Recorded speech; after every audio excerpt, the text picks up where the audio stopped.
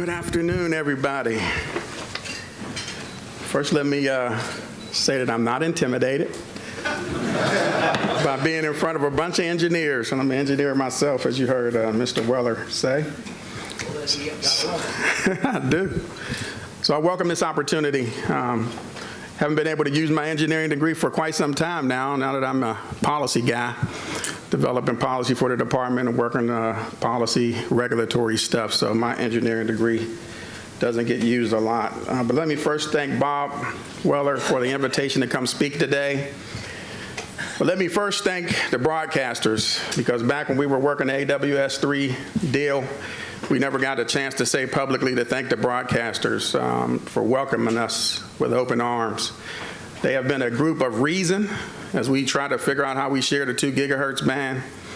I know a lot of times you hear a lot of stuff in the media about the spectrum wars and all of the fights that go on between us, almost like communism and the democratic society fighting each other in the spectrum wars. And it's true, but this is not one of the examples. The broadcasters, again, opened their arms to us, a voice of reason, working with us on the engineering aspects, the regulatory aspects, trying to work together to find solutions to how we can share.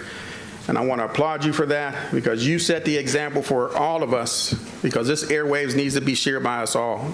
So thank you very much from the Department of Defense. I can't get over this traffic. I tell you, we're just coming from the Hill, and just as we educated the last Hill folks that we were dealing with, we got a new batch came in, so we had to go over to Hill this morning and re-educate them. We got new folks in the Department of Defense. We had to do some re-education. We spent the last 4 years educating the last batch, so we're starting all over again. So this is just one of my stops in the many stops as we go around the country talking about different leaderships and different organizations, trying to explain DoD's spectrum needs, but more importantly, spreading the gospel about more spectrum sharing as the new normal. But more important than that, what the department is doing to lay the foundation to do that. So we're not just up here talking, we're doing things to make that spectrum sharing a reality. I think we're at a point in history now where we got a huge opportunity here, by the evolution of technology, the airwaves, and trying to figure out how to do it better through innovation. And I always tell my folks in the Pentagon, I'll be honest with you, they don't want to share either. So it takes a lot for us to go around in the Pentagon and talk to the different services, the Joint Staff, DISA, and everybody else that has spectrum requirements, and try to convince them that more spectrum sharing is going to be the normal way of life, and you got to figure out how to do it. But we think the way to do it is through technology, and I'll talk about some of the things we're doing on the technology front to try to accommodate that. So let me go back here a little bit and hope I get this right. So one of my biggest challenges is culture. And folks who's worked in spectrum before know that we're taught to defend your spectrum till the end. The answer may not be no, but I'm going to put enough engineering in front of you to make your frequency separation or your distance separation and make you have to operate on the other side of the moon, so to discourage you not to want to share the spectrum with me. That's my job, and that's what we're taught. We have to get away with that. We have to throw it away. We got to start all over again. We got to change the culture, and within the building, I'm just going to be honest with you, within the Pentagon, it's taken over and over and a repetition to continue to educate folks that we can't continue to do business that way. And the recent AWS-3 auction is an example. Be honest with you, we like to clear the broadcasters out of 2025 to 2110, but it wasn't possible. Where would you put them? And if you can't move them out and move us in, where do you move us to relocate our other stuff? And we didn't have an answer for that. And I think the Pentagon understands that the only way to make this thing work is to do more spectrum sharing. But we got to get away from the old way of doing business.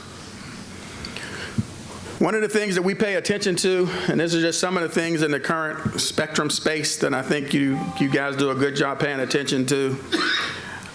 This is just some of the things that are going on. Like I said before, we built a good relationship with the folks in the White House in the last administration, so we're restarting that, trying to educate them on DoD spectrum use and more spectrum sharing and some of the things that we're doing to try to accommodate spectrum sharing through technology innovation, through partnerships with industry and academia, small business, and so on, to try to get them to understand the department's aspect of this. We got so many things going on in the department, and I'll get into some of the things that is driving us to think differently. We built good relationships on Capitol Hill with the staffers and some of the members on the Senate and the House side, and some of them are gone, so we're back up there again, educating them on DoD spectrum use and our needs and some of the things, again, that we're doing to accommodate spectrum sharing. This is a continuing thing that we got to continue to do over and over and over again, because that's what's driving the direction that we're going to be going from a spectrum perspective and how these airwaves are going to be managed and shared and innovation. So we have to stay in front of those different things. New FCC commissioner, we built a good rapport with Commissioner Wheeler when he was over there. He comes to the Pentagon at least once every 3-4 months and built a good relationship with the Secretary of Defense. That was huge, and a lot of the successes that we had over the last 4 years. I think we need to continue that. Waiting on the new NTIA administrator. We had a good relationship with Larry Strickland when he was over there. Hoping to get Mr. Rettle on board here soon. We got a good rapport with Mr. Rettle when he was on the Hill, so hopefully that'll come through soon. But we'll be over there educating him again and re-educating him again. But again, these are the things that are going to drive the direction that the airwaves are going to be managed. The technology impact is going to be there.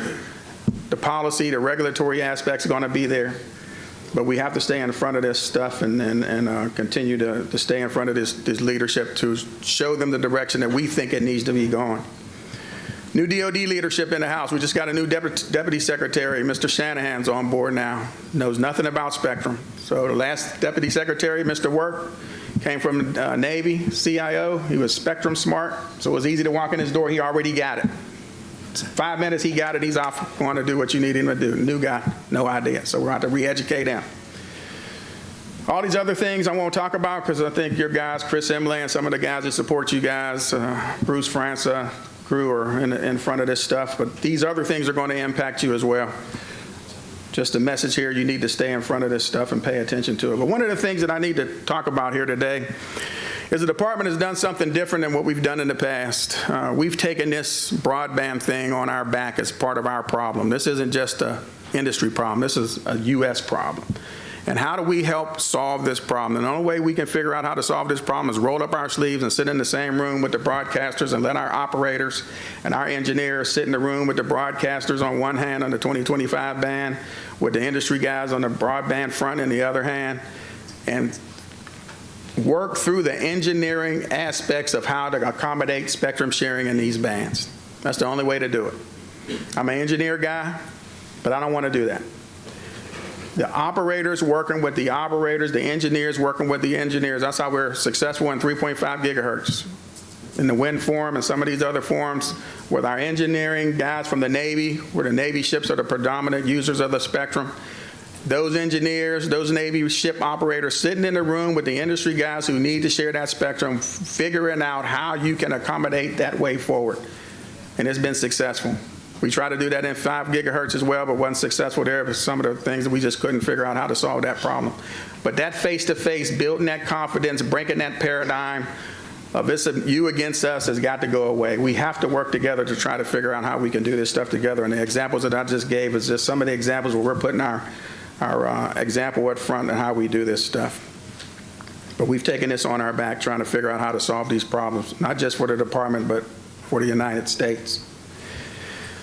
Here's just a menu of the bands that are currently on the table for under consideration for DoD and NTIA and FCC. This is just some of them. And I'll talk about some of the other ones and some of the FCC notice of inquiries and some of the other things out there. But these are the ones that we're looking at right now within the federal government. We're looking at right now 1300 to 1350. That's primarily an FAA, predominantly radar band. We're looking at trying to figure out new radar technology to move to a 2 gigahertz band and vacate that spectrum. But DoD will need to retain some kind of footprint in that band at some specific locations because there's some radars in there that we don't want to move for reasons that I won't be able to talk about today. The whole room will have to disappear. We're going to be looking in 3 gigahertz, looking to probably try to extend down 3550 to 3650, extend that down. And see if there's some additional opportunities below 3550, which we're looking to put the bow and ribbon on that right now, but extend that down another 100 megahertz. So we're going to be looking at that here fairly soon to try to figure out how we can accommodate that. Again, sitting across the table with the industry folks to try to solve that problem, not just in the DoD vacuum. So here's just some of the things that we already talked about a little bit. This is some of our successes. AWS-3 is one example. We're working with early entry, so we're trying to work with the industry guys to figure out how we can allow them to get access to AWS-3, the 1755 to 1780, and the 1695 to 1710 band earlier than what our transition plans dictate. So we're looking at all kind of engineering tricks to try to figure out how to make that happen in specific areas that they've identified for us. Sometimes it's easy, sometimes it's hard. Sometimes I can do it, sometimes I can't, but we're bending over backwards to try to do that as we continue to try to stay on schedule to vacate that spectrum. 3550 to 3650, again, that's the one we're trying to put the finishing touches on that here fairly soon, working with the FCC and NTIA and industry on that one. Again, we're going to try to extend down below 3550 and see if there's some other opportunities on that spectrum below there to share that with the broadband folks as well. And then the spectrum frontiers. I think we opened up about 1,100 megahertz of spectrum, 11,000 megahertz of spectrum in the frontiers rulemaking. So we're working to look at how we finalize that and what we need to do to put the finishing touches on all of the different spectrum that we work to put in that rulemaking. But let me be clear, spectrum sharing is hard. It's not easy. Technology is hard, but more importantly, making sure that the technology operates like it's advertised to operate is important. Testing it to make sure that it's performing like it's advertised to perform is important. The engineering aspect, I can't put an exclamation point on that hard enough. Without that due diligence and that engineering up front, there's an opportunity for there to be widespread interference all across the country, and everything that we've done has failed, and all of that trust goes down the drain. So I'm just putting that exclamation point on the engineering aspect of this. It's so important. So here's some of the things that I'm just going to tell you that's changed DoD. So this didn't just come overnight. So this has been evolving over time. This is what I think is our ingredients for spectrum sharing. I cannot develop a capability where I have to fight a global war where my enemy can look at a regulatory map and look at where I'm building my radar and where I'm building my capability. It's easy to defeat.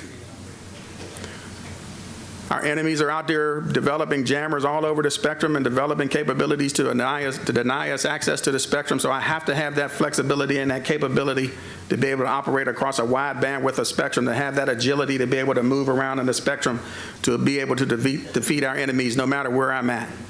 So that's one of the drivers, the EW aspect of this, the electronic warfare aspect of this. I'm being asked to share with sharing partners that I've never been asked to share with before. Radar sharing with broadband, SATCOM sharing with broadband, data links, airborne sharing with broadband. It's coming. How do I do that?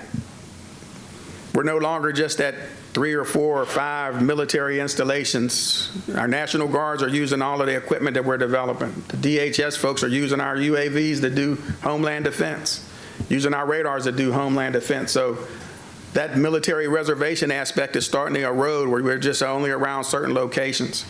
One of the things, I went into the building to talk to one of the folks on the Joint Staff about more spectrum sharing. He said, I don't want to do more spectrum sharing because you're restricting my operations in the United States. It's only going to further restrict and erode how I need to train as I fight. The problem is his capability that he has developed today is limited to a certain bandwidth. So he's restricted in that flexibility and that adaptability, because he developed it based on the regulatory regime that was put before him through our regulatory process. I'm not saying that's a bad thing. I'm just saying it's a bad thing for a war fighter. We have to change. It's easier to get technologies these days to deny our capabilities. It used to be you have to focus dollars and cents to go develop a counter whatever capability. Now it's easier to get off the shelf than it was in the past. So all of this stuff in aggregation is causing the department to have to look at a different way of doing business, which is more spectrum sharing. Technology is the key for us. Again, this rigid process does not support the Department of Defense. We have to change it. I think as you continue to talk about our requirements going up, other federal agencies' requirements going up, private industry's requirements going up, everybody's spectrum needs are going up. It's not going away. So if any of you smart engineers can come up with new spectrum or something new, you will be billionaires. But until that comes, We really have to find a better way to share, but this cannot support the Department of Defense any longer. Yes. Yeah. So in the past, we used to go around the building and talk about the beachfront property below 3 gigahertz. That's no longer the case anymore. These recent FCC rulemakings and notices has eroded that 3 gigahertz, below 3 gigahertz mandate. Is now all over the place. The FCC NPRM Frontiers is looking above 24 gigahertz, all the way up to 95 gigahertz. The recent FCC NOI is looking below 3.4, 3.7 to 24 gigahertz. And we're already working below 3 gigahertz. So everything is a beachfront now. As you start looking at 5G and IoT and everything else, DoD wanting to get access to commercial spectrum to be able to use some of your capabilities that you're developing on the broadband side of the house, coupled with all the other stuff that we're developing, all the other toys that we're developing out there. It's just not supportable anymore. All of this spectrum is beachfront property now, so we have to figure out how to share that better. This just kind of gives you a snapshot of the recent legislation that was just, that's still out there, I believe. Mobile Now, I think, moved. The Gardner-Hassan bill is still sitting somewhere, but all of those bans, and this kind of gives you a pictorial of what spectrum that legislation is targeting. It's all over the place. So there's no safe haven anymore.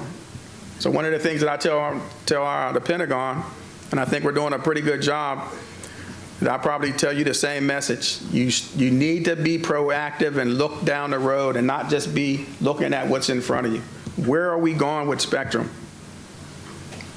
There's no safe haven anymore. There's no exclusive spectrum anymore.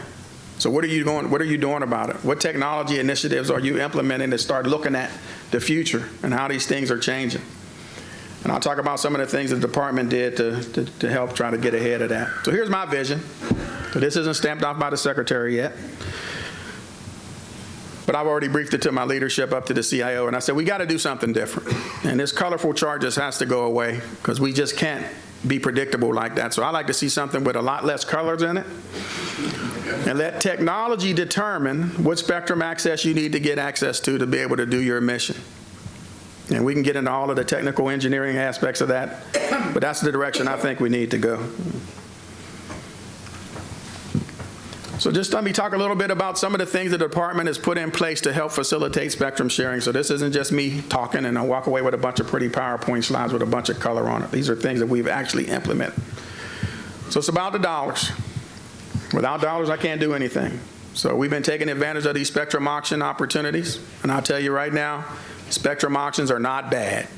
As long as it does not cause you an operational impact and you can recover your mission, it's not a bad thing. Because you have to balance both sides. You have to balance the economical aspects on the industry side, and you have to balance the mission aspect of the federal government. But I think you can do that. If you do it smart, you allow time to do your engineering studies and all the things you need to do to make sure that you do that engineering up front first, to make sure that your mission is grounded and is not going to be impacted, that you know what spectrum you're going to move to, what kind of technology is going to be required to move you there, and the dollars to do it. As long as we got that, we're good to go. If you can't do that, then you can't go. And we already dictated that in NDA 2000. That's DoD falls on their sword for that.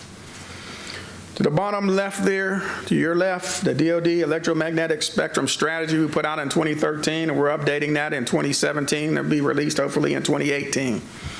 And then you'll talk about, you'll hear things about spectrum sharing, collaboration, and partnership with industry. Adaptive, flexible, cognitive, agile technology innovation, and I can go on and on and on. Keeping pace with policy and regulatory change, working with FCC and NTIA to help evolve that change, to support that technology.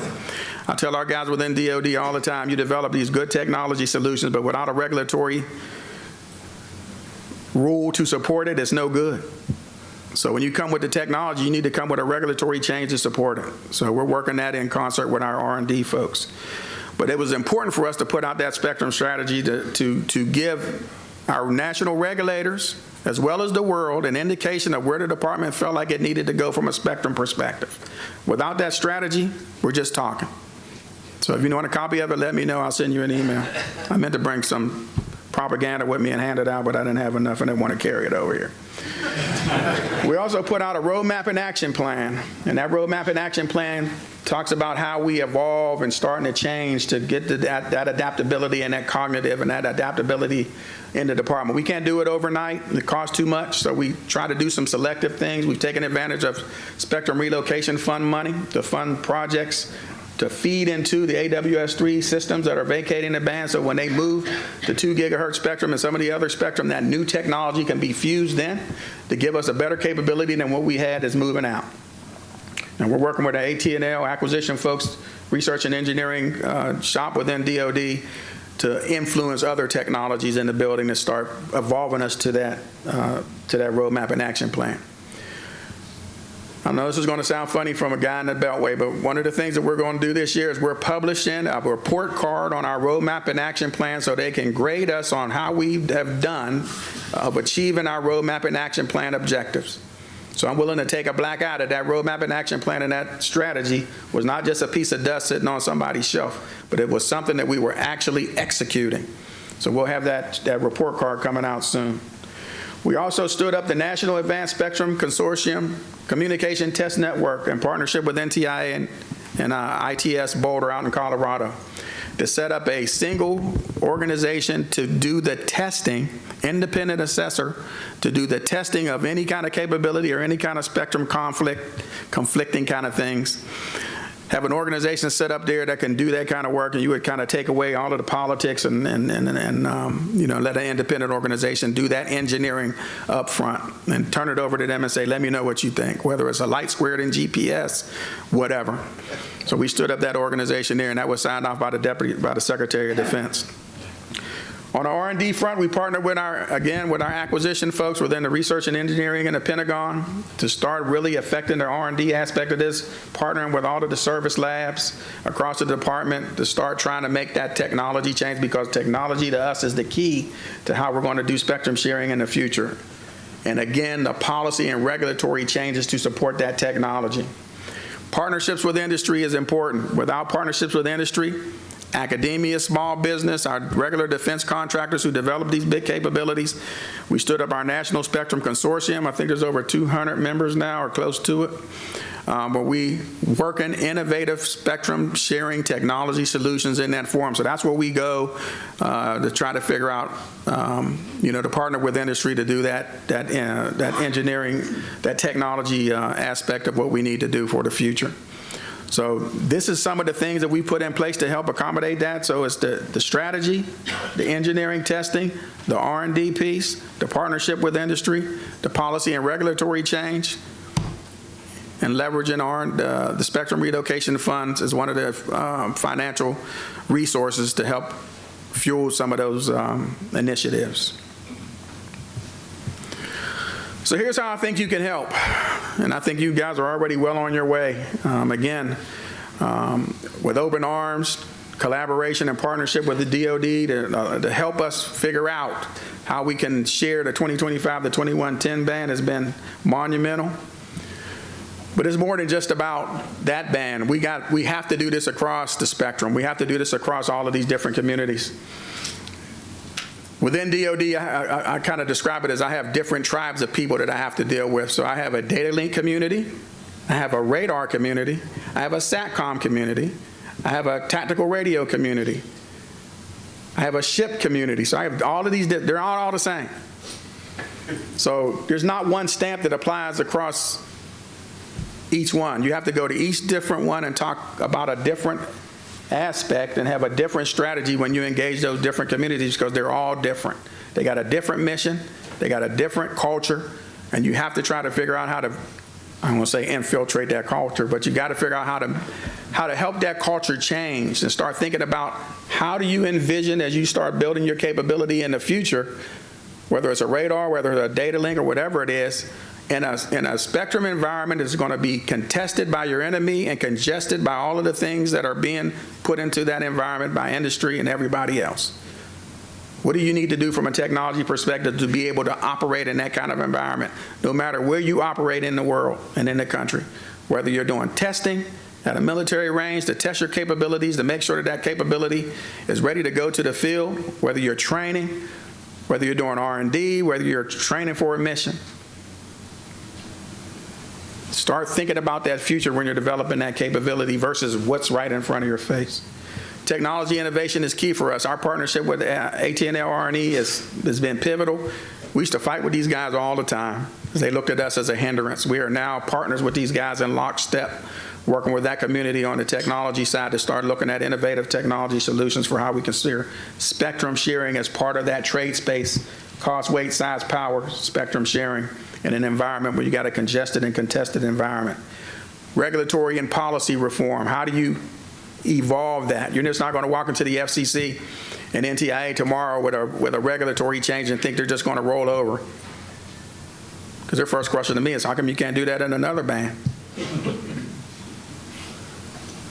Or can you do that same thing in a limited amount of spectrum at that location on that military installation? You got to be able to answer those questions. So you need to be thinking through these things as these technologies roll off of the assembly line. One of the biggest things that I've been pushing in 2017 and 2018 is automation. I think automation from a spectrum perspective will get us a long way in the ways of efficiencies. It's taken us too long to get certifications and frequency assignments to give a military commander a sight picture of what his spectrum battle space looks like so he can command his forces in different directions based on what the spectrum space looks like from a visual perspective. How do you see that? And when you can see it, how do you translate that to a general who needs to operate his forces and make it something that he can see and say, oh, I understand what that is, so he can command his UAS to go here and command his other forces to go in certain directions based on the spectrum space. That's where we're going from a department standpoint.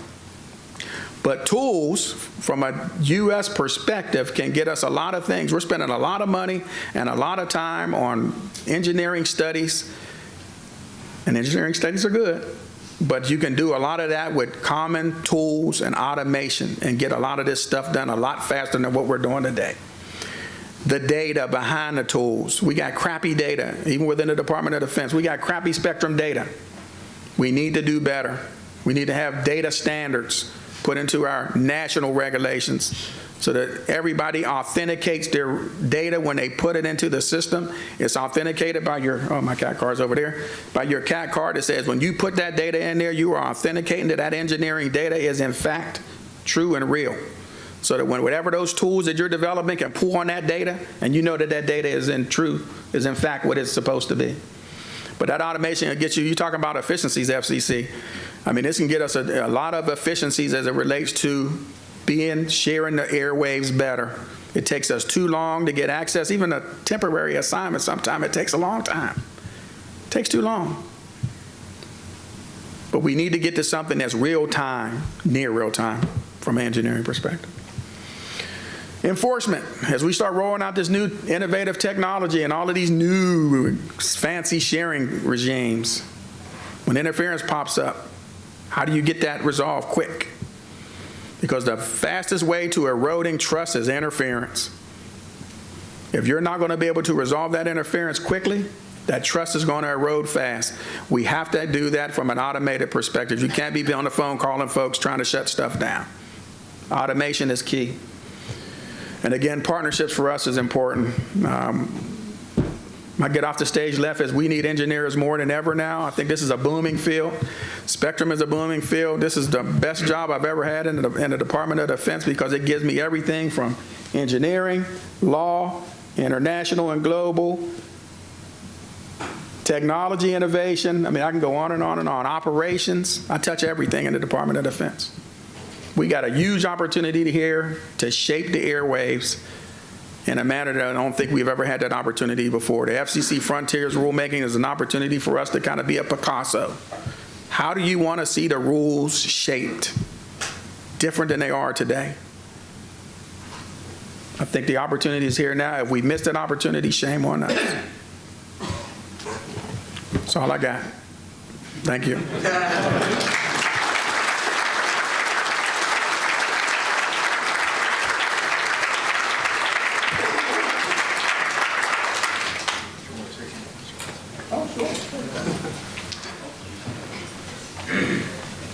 Fred would entertain a few questions if there are any.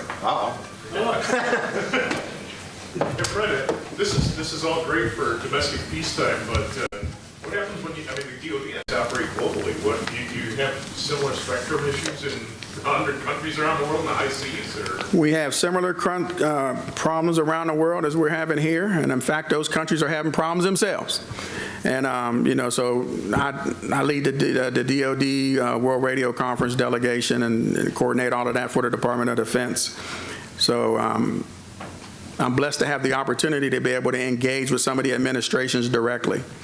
And they're having the same problems that we're having. So one of the things that we're doing proactively, and about 2 years ago, I was merged with the International Engagement Shop within my organization. So now I have Spectrum and I got International Engagement. So what that does for me is I don't have to go ask anymore.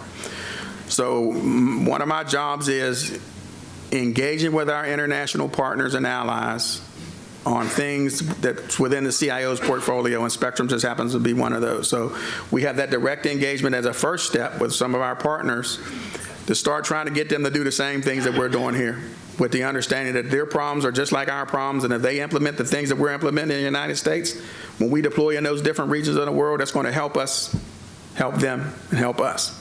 So we've engaged with Australia and the UK and our other allies over there.